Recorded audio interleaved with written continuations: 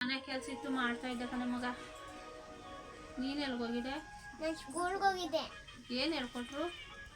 ಬುದ್ಧಿ ತುಂಬ ಎಲ್ಲ ಹೇಳ್ಕೊಟ್ರು. ಎ ಬಿ ಸಿ ಡಿ ಆ 1 2 3 ಎಲ್ಲನೂ ಹೇಳ್ಕೊಟ್ರಾ? ಊಟ ತಿಂದ?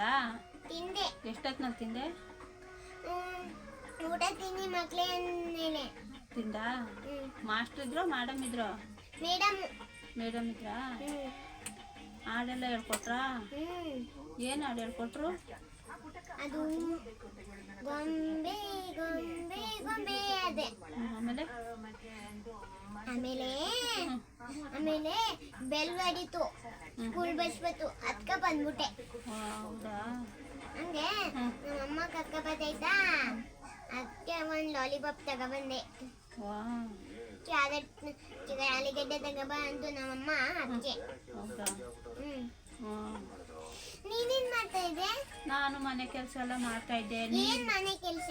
ಅಡುಗೆ ಮಾಡೋದು, ಪಾತ್ರೆ ತೊಳೆಯೋದು ಎಲ್ಲ ಮಾಡ್ತಾ ಇದ್ದೆ. ನೀರು ಬಂದಿದ್ದು ಹಿಡ್ದೆ, ಸ್ನಾನ ಮಾಡಿದೆ. ಅದು ಬಡ್ಡು ಒಂದು ಲೈಕ್ ಆದ್ರೆ ತಗೋಬೋದಾಗಿತ್ತಾನೆ. ಏನಕ್ಕೆ? ಅಯ್ಯೋ ನಾನು ಹೇಳಿದ್ದು ನಿನ್ ಮೈ ಮೇಕಲ್ಲ, ಮೊಬೈಲ್ಗೆ. ಹೌದಾ? ಇನ್ನೇನು? ಇನ್ನೇನು ಇಲ್ಲಮ್ಮ.